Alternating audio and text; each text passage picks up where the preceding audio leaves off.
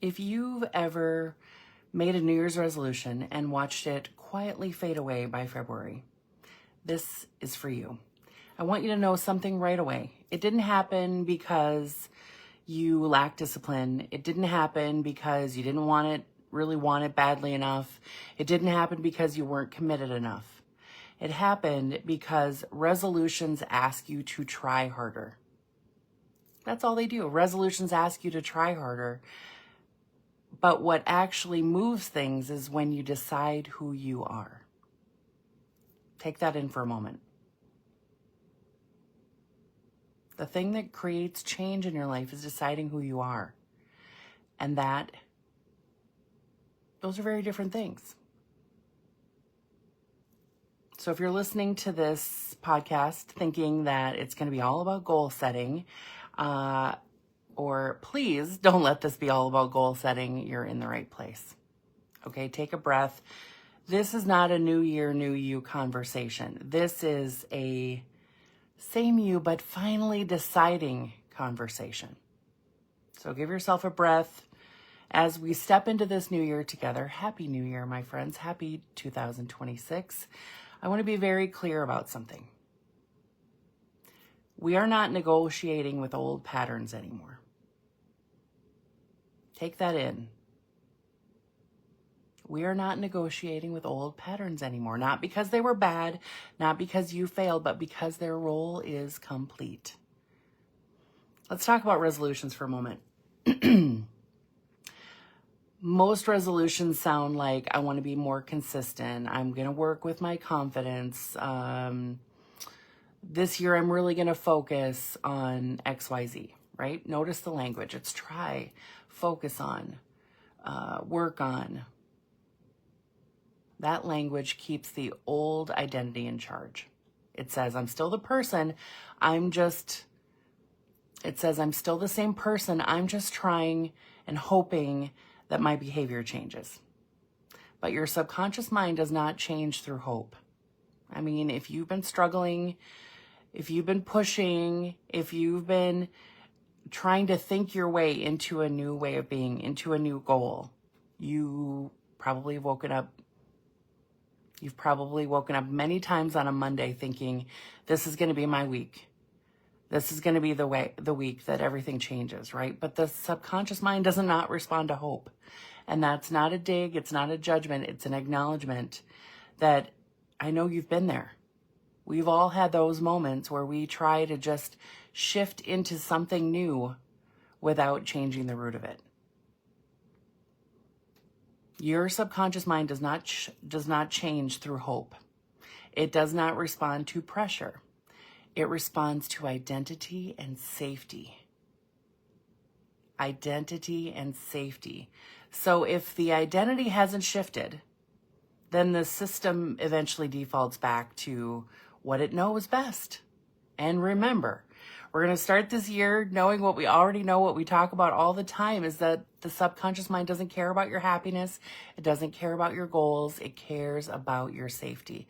And that even means keeping you in the same. So if you're wishing and hoping, which is a lot of times the strategy that many of us have taken. I have done the wishing and hoping myself for years, decades even, on certain things, until I decided to change who I am. So I could be the version of me who could have the things that I wanted. Okay, so give yourself a breath. The subconscious mind takes over not because you're weak. Okay, it's not because you're weak. It's just that familiarity feels safer than change. We talk about this a lot. Resolutions ask your system to override itself. Decisions invite your system to reorganize. Oh, I love a good decision. All right, so here's the distinction that changes everything, okay? This is important. This is the difference between intention and decision, okay? An intention is directional. A decision is final. Take that in for a moment. Intention says, I want to, I plan to, I'm working toward. Decisions say, no, this is who I am now. This is no longer negotiable. I don't do this anymore. I do this now. And when a decision is made at an identity level, there is a noticeable shift. You stop explaining yourself. You stop revisiting the same internal dialogue, the same internal debate. You stop asking for permission, even from yourself. Yeah, take that in for just a moment. Decisions don't feel dramatic. They feel settling. They feel calming. They feel regulating, like something just clicks into place. And that calm, it's not indifference, that's alignment.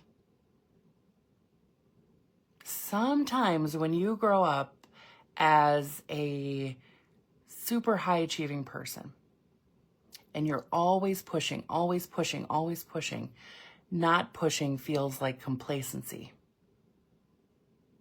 But let me tell you, my friend, not pushing in this instance, shifting who you are, deciding who you are, shifting your identity will feel a little wild at first because you're not pushing anymore.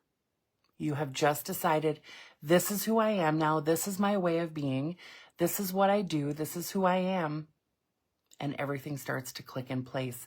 So you're not going to feel the push that you're used to. So you have to be okay making shift without the push.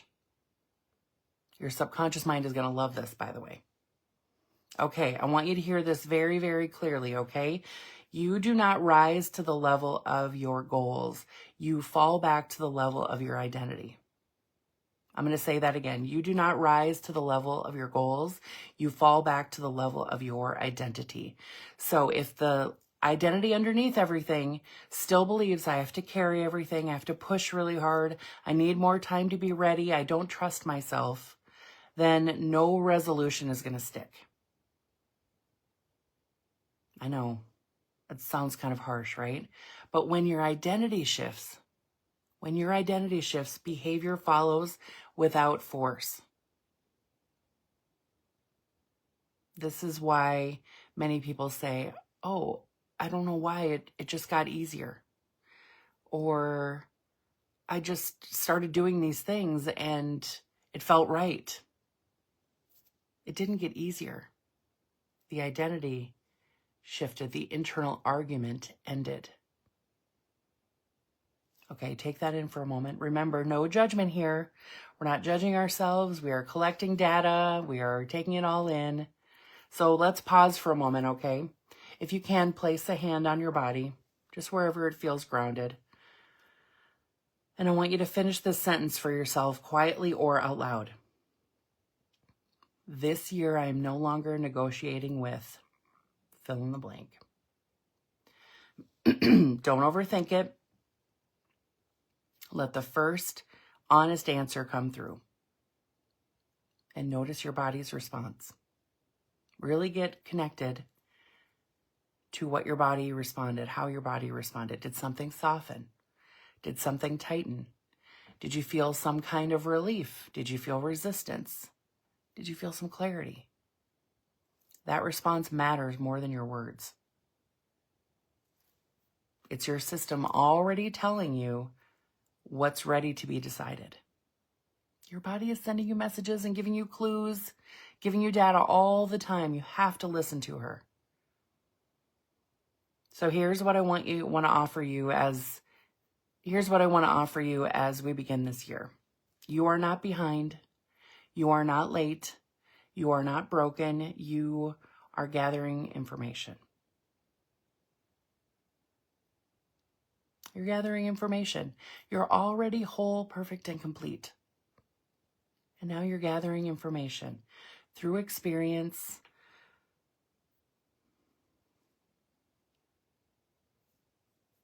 I want you to know you've had enough time.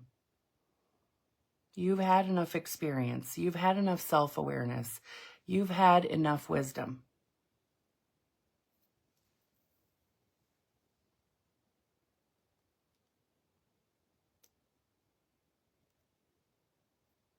And now the work is choosing. Now the work is deciding. This year does not require more motivation. It requires closure. It requires you taking the time to decide who you are and what you want. That's the change that's going to make everything. So if you take nothing from this episode other than this is not the year that you try harder. This is the year that you decide who you are and what you want, what you really, really want. I know we've talked about this many times. What you really, really want, not what you think looks good on other people, not what you think might be easy for you, but what you really want. Because what you really want, deciding it and operating from who you really are, choosing that identity for yourself will make getting that thing that you want even easier, even if you thought it was going to be hard.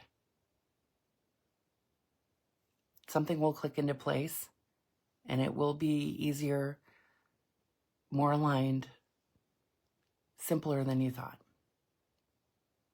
Okay. Thank you so much for being here. Take really good care of yourself, and I will see you next week. Bye for now.